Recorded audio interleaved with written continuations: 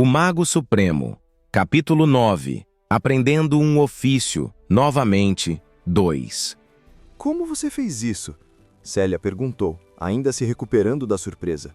Mágica. Sou abençoado pela luz. Você não ouviu as notícias? Célia começou a vasculhar seu cérebro, até que a resposta fez sentido. Oh, entendi agora. Você é o garoto mágico que está na boca de todo mundo em Lúcia. Isso explica muito, incluindo sua atitude de merda. Desculpe-me.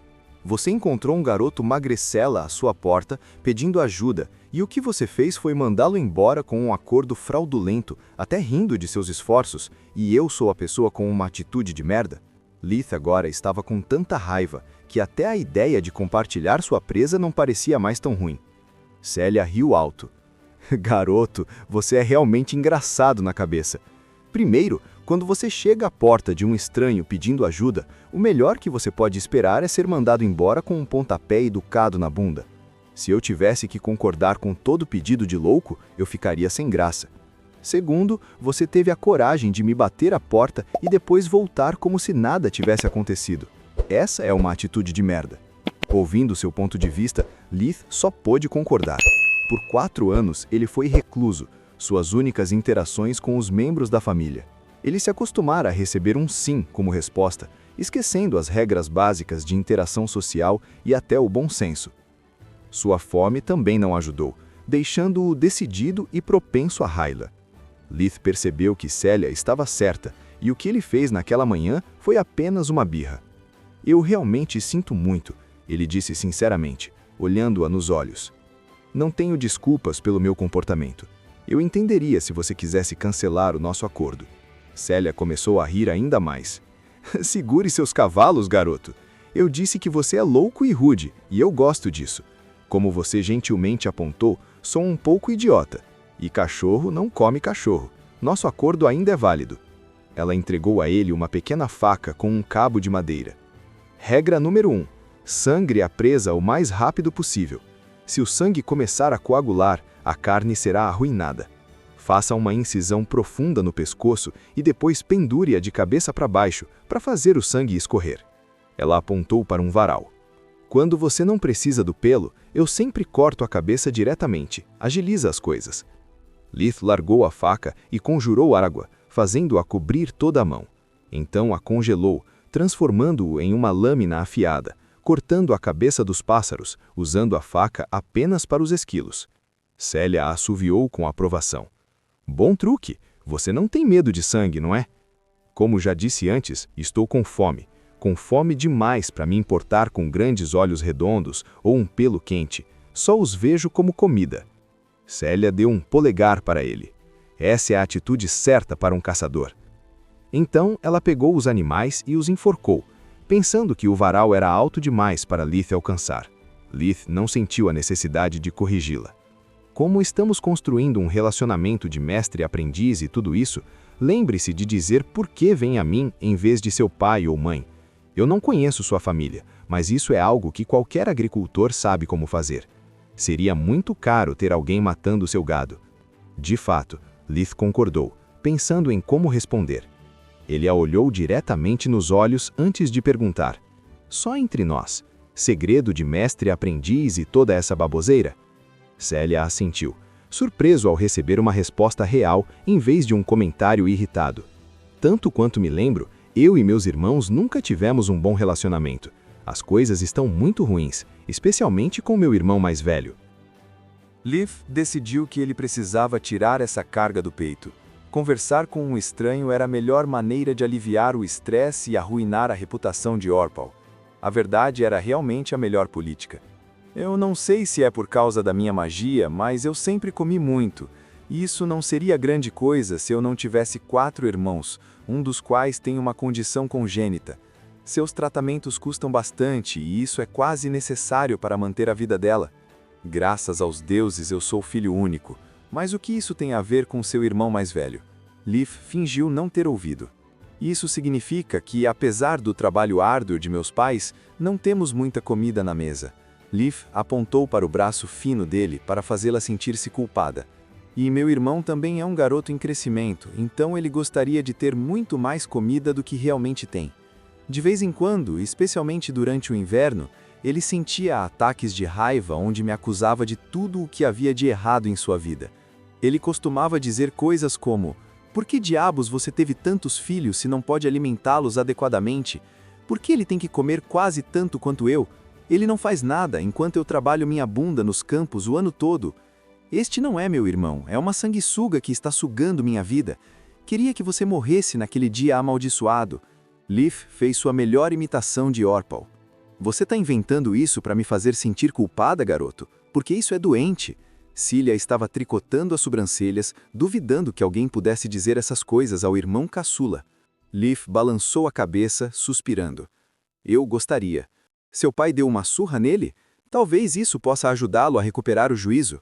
Leaf balançou a cabeça novamente. "Não, isso começou quando eu ainda era muito pequeno, e mesmo quando meu pai recorreu à surra, isso só piorou as coisas, a tal ponto que agora eu durmo no quarto das meninas." Cilia mordeu os lábios para evitar fazer uma brincadeira de sexo. "Cedo demais." "Cedo demais para quê?" "Nada. Por favor, continue." "Isso foi até 1 ano atrás. Então eu comecei a praticar magia, e logo eu era habilidoso o suficiente para fazer quase todas as tarefas domésticas sozinho.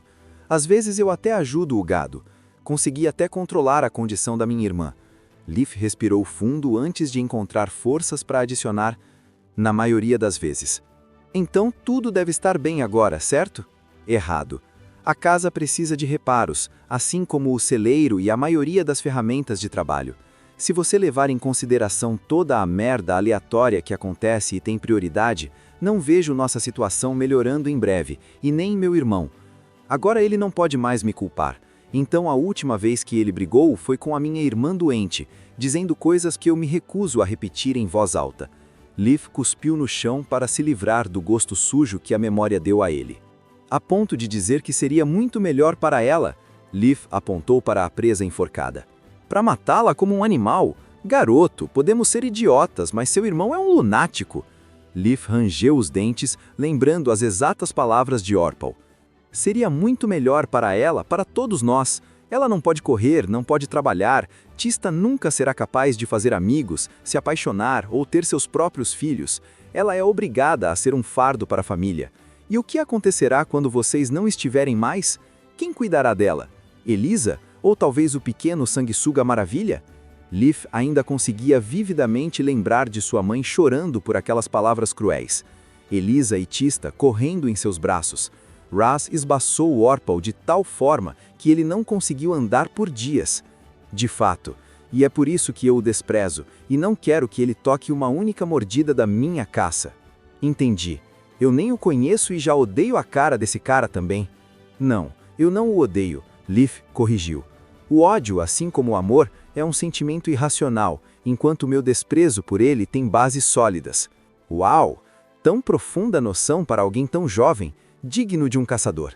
Agora chega de papo, é hora de começar a trabalhar. Cilia derrubou os esquilos, passando um para Leaf. Vamos começar com as criaturas pequenas. Elas são menores e melhores para a prática, pois mesmo que você estrague tudo, não é grande coisa. Não há muita carne aqui. Ela colocou um esquilo em uma tábua e preparou outra para Leaf. O que vou te ensinar representa a maioria dos roedores, mas se você encontrar um coelho que ainda tem um pelo de cor de neve branca, traga-o para mim. Só é valioso até que comece a ficar marrom na primavera. Mesmo um pequeno erro pode arruinar o pelo, diminuindo seu valor. Cilia entregou a faca curta novamente. Se você quer que eu te ensine adequadamente, vamos fazer as coisas do meu jeito. Use a faca, faça o que eu faço e siga minhas instruções. Lita assentiu em aprovação. Nas costas do esquilo, aperte a pele e corte-a perto da base do pescoço, para expor pelo menos metade dela. Agora use o dedo indicador e o dedo médio nas duas mãos para criar uma abertura depois de fazer o corte. Use seus dedos para prender sob a pele e puxar uma mão para trás e a outra mão para a cabeça. Durante o processo, Lit notou que, além de repugnante, esfolar um esquilo era como tirar uma luva úmida e pegajosa. Depois disso, Célia mostrou a ele como remover a cabeça, as pernas e a cauda. Eu sei que é uma chatice, mas rabo espesso não é pelo, são todos os malditos pelos do corpo. Você ainda pode usá-lo para encher coisas. É muito quente e macio. Agora vem a parte complicada. Quando começarmos a estripar qualquer coisa, tenha cuidado ao fazer incisões.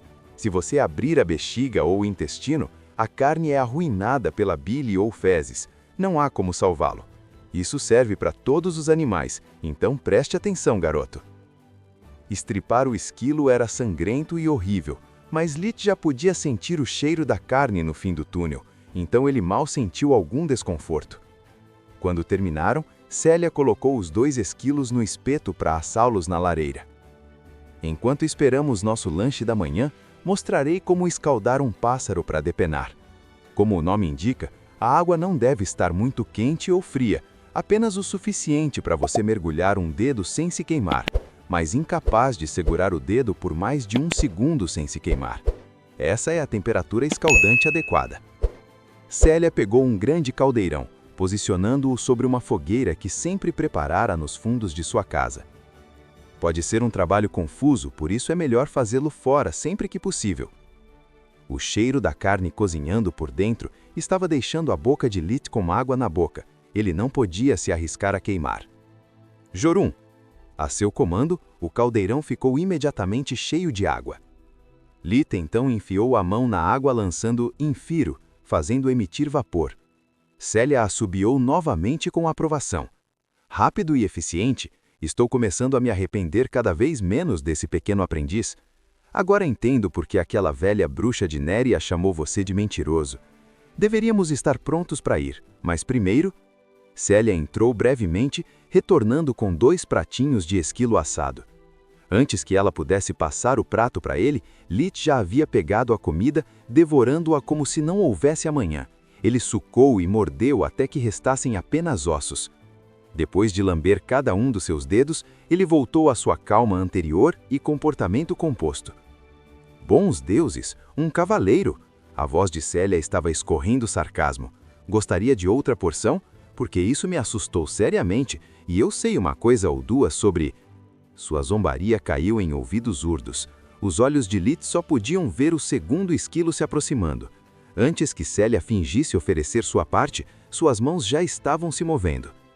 Depois de devorar o último esquilo, Lit notou que Célia estava congelada no lugar.